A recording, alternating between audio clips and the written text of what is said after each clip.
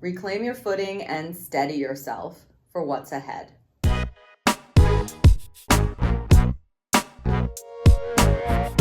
On Thursday, November 27th, Saturn goes direct in Pisces.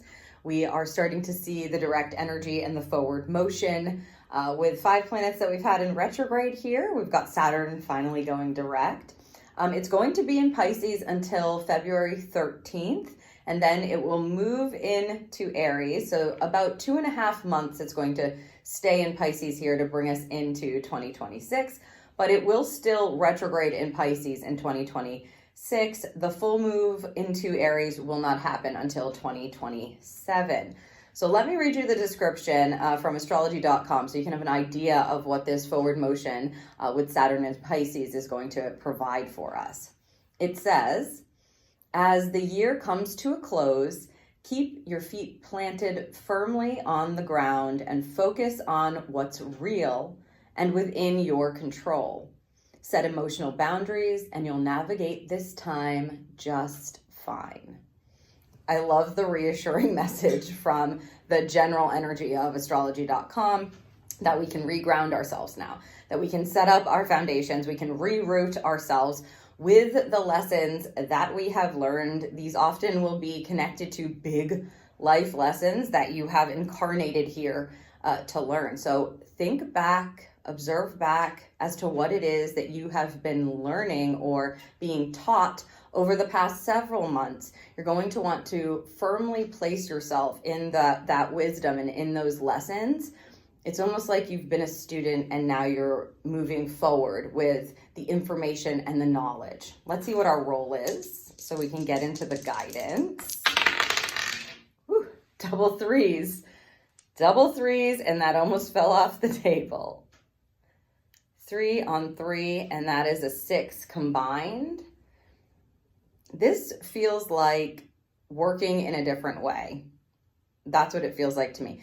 3s have to do with utilizing your resources, community, creativity, gathering what it is that you have at your disposal in order to be able to use it in a real practical way, let's say, and being creative about what resources you have and then using those. And again, this will be based on the wisdom that you've got going on right now as as Saturn is going direct in Pisces.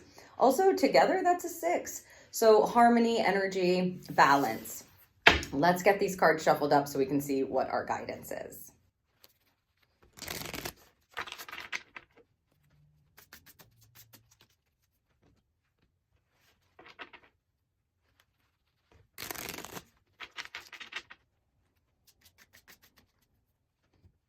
Okay.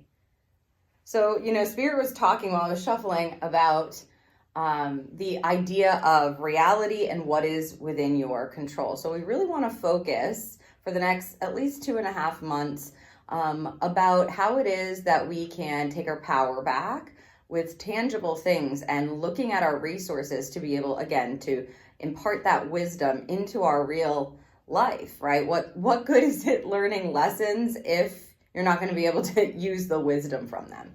Let's see what the cards have to offer.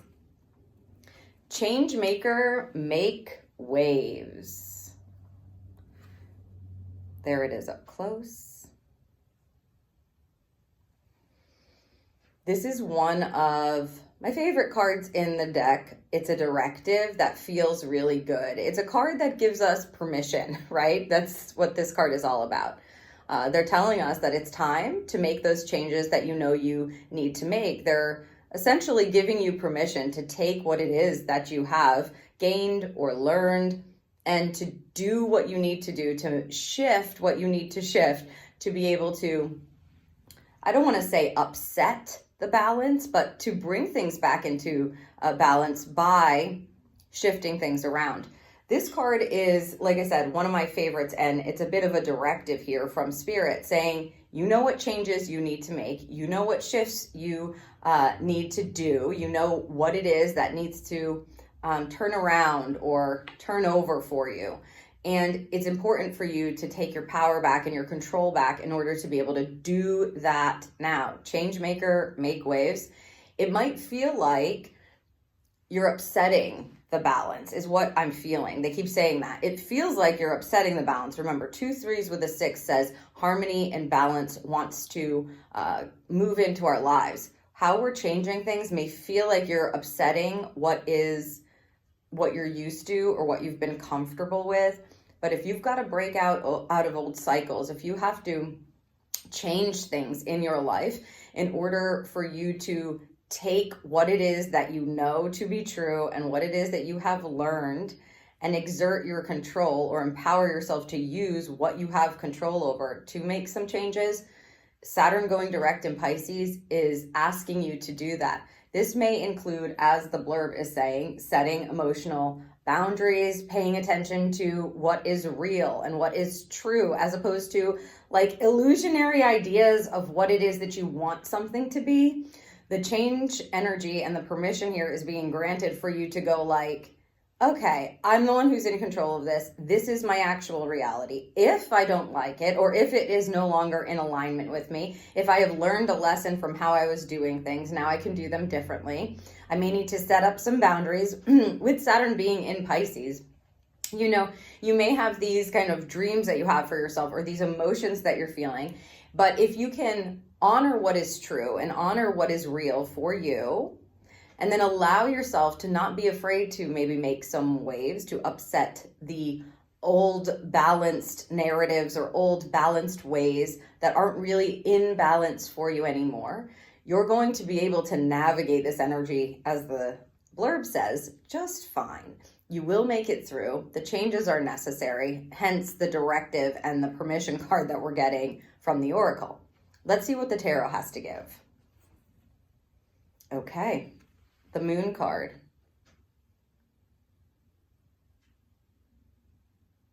This is a card of feminine intuition. You can see that she's looking at the moon, wanting to be shown the way. She's also sitting on a rock in the middle of water. It feels like she is in the middle of water. And her path is clear, but there is this sense of needing to trust when to move, what to do, and to firmly trust her intuition. Interesting that they're giving us the Moon card when it comes to a change maker card. That coupling there is telling us directly we have to listen in order to be able to move. The Moon card is a feminine card of things rising to the surface and being shown to you in order for you to move forward from a place of intuitive reception. So you know which way to go at that moment, even though the path ahead may look very different. If you start to make some changes and it is upsetting the balance in order to come into a better, more aligned harmony in the future, it may feel like you don't know what's going to come up on this path. The Moon card asks you to trust your intuition implicitly, and you will be shown the way. I always think of it like the path is dark up ahead and you can't see, but when the moon comes out, it shows you enough for you to move, for you to take the next few steps. So it's important to know you don't have to figure all of this out at once. It's just like if you're learning something in school, when you come out and when you graduate, it doesn't mean that you know how to use those things in the real world. You need real world experience on the back of the wisdom or the lessons that you've learned. So we are walking into a different energy with the knowledge. Now it's time to put that to real world use. And what they're telling us is it's okay to make the changes now. Go ahead and do that. Don't assume that you know the path forward. You will be guided. You need to trust your intuition and you will be guided on your path. So there's this nice balance between what our mind understands and the knowledge that we have and the wisdom we're carrying with us and our intuition, and needing to trust that and needing to trust the nudges and the arrows that are guiding you. Being willing to embark upon the new path, to make those changes, and then to be guided along the way. Let's see what we have here for the charm. Oh, a key. And it's a beautiful, ornate key. I love this key.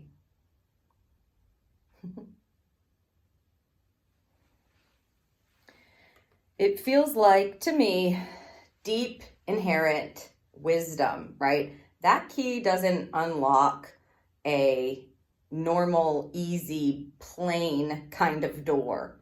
It's not a one-size-fits-all key. It's a key that is gained through earned wisdom, right? So it's like, you've got the key now, go unlock the door and see where that's going to lead you. You've earned that key, you've understood what your lessons are, you're coming out of this now. Plant your feet on the ground, look at what's in front of you and what is real, and go ahead and make those changes. Trust yourself. Like, unlock the door. You've been given the key. You got this. And you have everything you need to know. Yes, that's a good point. They're saying, remind yourself all the time that if I need to know it, I will know it. And that's how spirit works. If you don't know it, it means you don't need to know it yet. They give you what you need to know, when you need to know it, and not a moment before that. And sometimes it's hard to accept that when we're in our minds, but that's how intuition works. They will not overload your mind. If you're coming into a new path, into a new self, where there are changes that are being made for your highest good, they're going to give you exactly what you need to know, when it is you need to know it, and you're meant to trust that knowing and move forward on your path.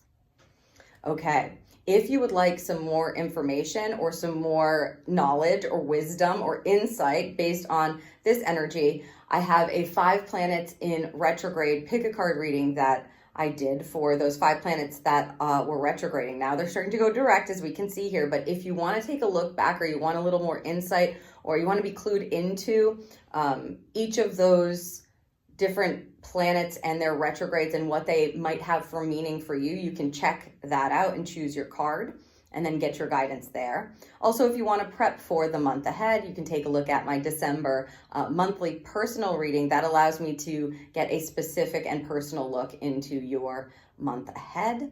As always, don't forget to subscribe, and thank you so much for watching.